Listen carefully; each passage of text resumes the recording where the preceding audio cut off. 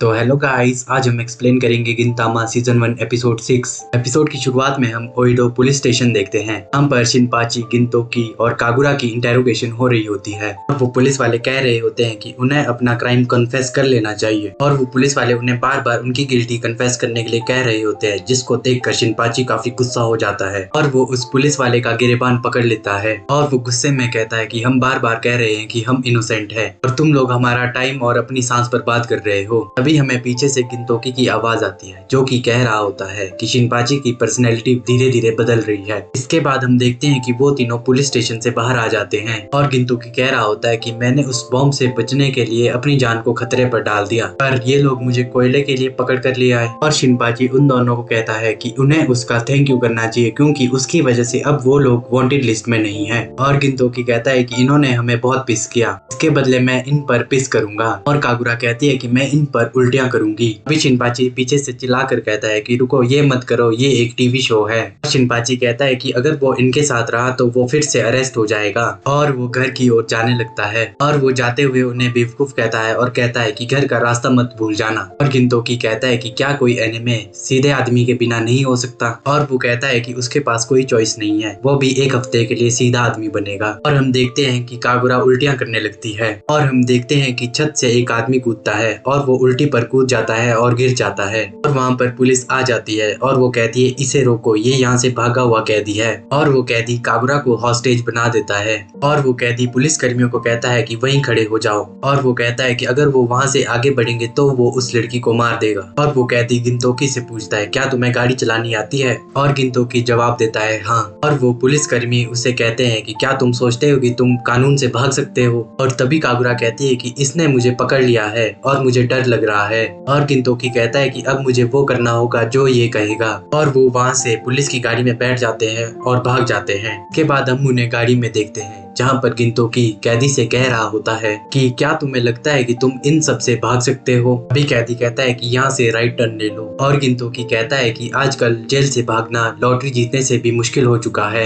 और कैदी कहता है कि उसे भागने में कोई दिलचस्पी नहीं है और वो कहता है कि उसे खुशी होगी अगर वो आज के दिन के लिए आजाद होता है। और वो कहता है कि आज का दिन स्पेशल दिन है। और गिनतोकी कहता है कि अगर तुम जेल से भागने के बाद तुरंत ही पकड़े जाओ तो तुम्हारे लिए ये स्पेशल कैसे हो सकता है, और अगर ऐसा होता है तो ये तुम्हारे लिए एक स्पेशल दिन बन जाएगा जो तुम्हें हमेशा याद रहेगा। और हम देखते हैं कि उनके पीछे पुलिस की गाड़ियां आ जाती है और कैदी कहता है कि स्पीड बढ़ाओ। और हम देखते हैं कि गिनतोकी और पुलिस की कार्स एक पब्लिक स्ट्रीट से गुजर रही होती है और हमें रेडियो से आवाज आती है कि सस्पेक्ट टर्मिनल टावर की तरफ बढ़ रहे हैं और मोई मोई इंटरसेक्शन को बंद करने की रिक्वेस्ट की जाती है। और हम देखते हैं कि पुलिस की गाड़ियां रोड ब्लॉक करने की कोशिश कर रही होती है और गिनतोकी वहां से बचकर निकल जाता है। कुछ गाड़ियां आपस में टकरा जाती है। इसके बाद हम देखते हैं कि गिनतोकी गाड़ी को हवा में उड़ा देता है और बहुत सारी पुलिस की गाड़ियां दीवार पर टकरा जाती है। इसके बाद हम देखते हैं कि उनके पीछे और भी बहुत सारी गाड़ियां लग जाती है और वो लोग वहां पर एक शेप के नीचे छुप जाते हैं और वहां से बच निकलते हैं। इसके बाद हम देखते हैं कि गिनतोकी और वो कैदी हंसने लगता है और इसके बाद उनके फेशियल एक्सप्रेशन चेंज हो जाते हैं और हम देखते हैं कि सामने एक औरत अपने बच्चे को रोड क्रॉस करा रही होती है और उनकी गाड़ी एक बिजली के पोल से टकरा जाती है।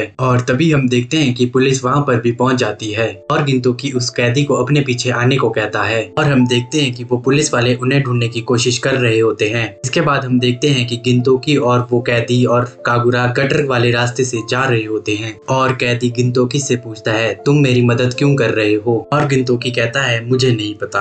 और वो कैदी कहता है कि अब तुम भी इस मैच में फंस गए हो, और गिनतोकी कहता है कि उसे पुलिस से हेट है, वो इसलिए उसकी हेल्प करना चाहता है। और वो कहता है कि वो उसके स्पेशल डे के बारे में भी जानना चाहता है। और हम देखते हैं कि वो तीनों एक सॉन्ग कॉन्सर्ट में पहुंच जाते हैं और हम गिनतोकी को देखते हैं और वो कह रहा होता है कि ये क्या बकवास है। और कैदी कहता है कि सू तेराकादो की ये फर्स्ट लाइव परफॉर्मेंस है। और गिनतोकी उस कैदी को किक मार देता है और कहता है कि क्या तुम इसके लिए जेल तोड़कर भागे थे। और वो कहता है कि तुमने पूरी जिंदगी एक सुकून के पल के लिए खत्म कर दी है। और वो कैदी गिनतोकी को कहता है कि तुम सही कह रहे हो, हाँ मैंने एक पल के लिए अपनी पूरी जिंदगी बर्बाद कर दी। और वो कहता है कि ये उसके लिए एक इम्पोर्टेंट मोमेंट है। और गिनतोकी कागुरा के पास जाता है और कहता है मैं इसे और नहीं झेल सकता, चलो यहाँ से घर चलते हैं। और कागुरा कहती है कि मैं यहाँ और रहना चाहती हूँ। तभी हम देखते हैं कि शिनपाची भी वहाँ पर मौजूद होता है और गिनतोकी उससे कहता है कि तुम ओत्सु फैन क्लब के कैप्टन कब से हो। और शिनपाची जवाब देता है कि मैं जब से पैदा हुआ तब से मैं ओत्सु फैन क्लब का कैप्टन हूँ। और वो गिनतोकी की तरफ मुंह करता है और शॉक होकर कहता है कि तुम यहाँ क्या कर रहे हो। गिनतोकी शिनपाची को देखता है और कहता है कि मैं भी यही जानना चाहता हूँ। और वो कहता है कि तुम भी ऐसी जगह जाते हो, मैं तुम्हारी बहन को ये कैसे बताऊंगा। इसको सुनकर शिनपाची गुस्सा हो जाता है और कहता है कि मैं कोई छोटा बच्चा नहीं हूँ, मुझे पता है मुझे क्या करना है। अभी हम वहाँ पर एक हरे बाल वाली लड़की को देखते हैं जो कि मैनेजर होती है और वो कहती है कि उन्हें अपनी सीट पर बैठना चाहिए, वो और ऑडियंस का भी मजा खराब कर रहे हैं। और वो शिनपाची और गिनतोकी को छोड़ देती है क्योंकि वो फैन क्लब के मेंबर होते हैं। और वो कहती है कि ये फर्स्ट लाइव शो सक्सेस होना चाहिए। और तभी वो लड़की उस कैदी को देखती है और थोड़ी सी कंफ्यूज हो जाती है। और इसके बाद हम देखते हैं कि वो मैनेजर और कैदी आपस में बात कर रहे होते हैं। और वो कैदी कहता है कि अच्छा तुम अब ओत्सु की मैनेजर हो। और वो कहता है कि वो काफी इम्प्रेस्ड है कि वो और उसकी लड़की इतने आगे बढ़ चुकी है। और वो मैनेजर कहती है कि तुम्हारे बोलने से मुझे कोई खुशी नहीं मिलेगी। और वो उसे कहती है कि तुम्हें तो अभी भी जेल में होना चाहिए था, तुम यहाँ क्या कर रहे हो। और वो कहती है कि तुम में इतने समय में भी कोई बदलाव नहीं आया। और वो कहती है कि तुम अपनी लाइफ जैसे चाहो वैसे जी सकते हो। और वो कहती है कि क्या तुम सोचते हो कि तुम्हारी वजह से मुझे और तुम्हारी लड़की को कितना सफर करना पड़ता है। तुम्हारी लड़की होने की वजह से ओत्सु को बहुत कुछ सहना पड़ता है। और इसके बाद हमें पिछले दिन के प्रेस कॉन्फ्रेंस का सीन दिखाया जाता है जहाँ पर ओत्सु से उसकी एल्बम का की सेलिंग पॉइंट पूछा जाता है। और ओत्सु कहती है कि ब्लीप ब्लीप के पीछे एक मतलब छिपा हुआ है। और तभी प्रेस से आवाज आती है कल आपका पहला सोलो कंसर्ट है और आपको कैसा लग रहा है।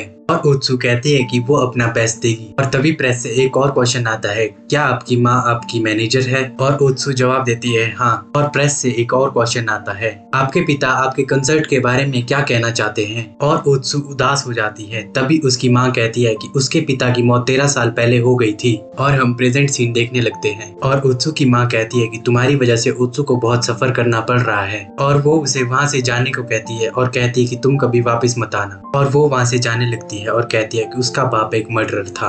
और हम देखते हैं कि वो कैदी वहाँ पर उदास बैठा हुआ होता है और गिनतोकी आता है और उसे गम देता है। और वो कहता है कि जेल को तोड़कर आना और अपनी लड़की को स्टेज पर देखना तुम्हारे लिए एक बहुत बड़ा मूवमेंट होगा। और वो कैदी कहता है कि ऐसा कुछ भी नहीं है। और वो कहता है कि उसने अपनी लड़की से बहुत पहले एक प्रॉमिस किया था। और तभी हमें एक फ्लैशबैक दिखाया जाता है जहाँ पर वो अपनी लड़की की आवाज का मजाक उड़ा रहा होता है और उसकी लड़की कह रही होती है कि वो बहुत प्रैक्टिस करेगी और एक आइडियल सिंगर बनकर रहेगी। और वो कहता है कि अगर वो एक प्रोफेशनल सिंगर बनेगी तो वो उसके पहले कंसर्ट पर मिलियन रोजेस लेकर आएगा। और वो अपनी लड़की को ये प्रॉमिस करता है। और फ्लैशबैक खत्म हो जाता है और कैदी कहता है कि वो ये भूल गई होगी क्योंकि ये 13 साल पहले की बात है। वो कहता है कि अगर उसे याद भी होगा तो भी वो याद नहीं रखना चाहेगी, वो भी तब जब उसे पता चलेगा कि उसका पापा एक किलर है। और वो कहता है कि उसने उसकी वजह से बहुत सफर किया है। और वो कहता है कि वो शायद उसका चेहरा भी देखना नहीं चाहेगी। और वो कैदी वहाँ से जाने लगता है और कहता है कि मैं रोजेस के फूल लाना भूल गया।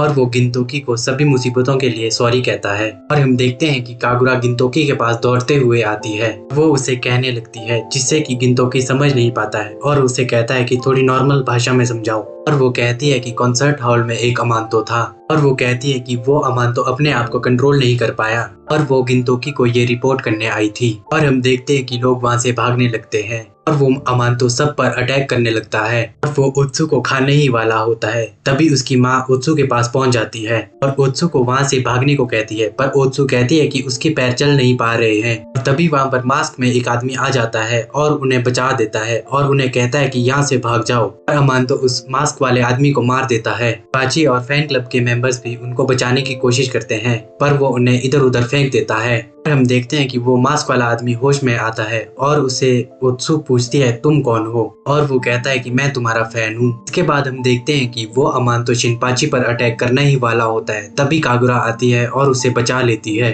और वो अमांतो उनसे पूछता है तुम ये क्या कर रहे हो। और गिनतोकी आता है कि मैं भी यही पूछ रहा हूँ कि तुम ये क्या कर रहे हो। और हम देखते हैं कि गिनतोकी और वो अमांतो लड़ने लगते हैं। हम देखते हैं कि शिनपाची उस अमांतो के सिर पर मार देता है और वो अमांतो वहाँ पर बेहोश हो जाता है। इसके बाद हम देखते हैं कि गिनतोकी उस मास्क वाले आदमी को फूल पकड़ा देता है और वो कहता है कि वो अभी यही ढूंढ पाया है। और वो कहता है कि ये शायद मिलियन ना हो, पर अब तुम्हें खुद बात करनी होगी। और वो तीनों वहाँ से जाने लगते हैं। अब वो मास्क वाला आदमी सोच रहा होता है इसे शायद मेरा प्रॉमिस याद नहीं होगा, और वो उस फूल को ओत्सु को देने लगता है और सोचता है कि क्या फर्क पड़ता है, इसे वो प्रॉमिस याद होगा या नहीं। और वो सोच रहा होता है कि वो अपना प्रॉमिस अपनी तरफ से पूरा करेगा, और वो फूल ओत्सु को दे देता है और वहाँ से जाने लगता है। और वो वहाँ के दरवाजे के पास पहुँचने ही वाला होता है, तभी पीछे से आवाज आती है और ओत्सु कहती है कि अगली बार रोजेस लेके आना। और वो कहती है कि तब तक वो अपने पिता का स्टेज पर इंतजार करेगी। और वो वहाँ से चला जाता है। इसके बाद हम देखते हैं कि वो बाहर बहुत रो रहा होता है। गिंतोकी कहता है कि क्या फेयरवेल ठीक रहा? इस पर वो कैदी कहता है कि ये कोई फेयरवेल नहीं है, मैं जल्द ही वापस आऊंगा। इसके बाद हम देखते हैं कि कॉन्सर्ट फिर से शुरू होता है। ओत्सु गाना अपने फादर के लिए डेडिकेट करती है और कॉन्सर्ट के बाहर वहाँ पर पुलिस आती है और उस कैदी को वहाँ से ले जाती है। और यहाँ पर एपिसोड खत्म हो जाता है।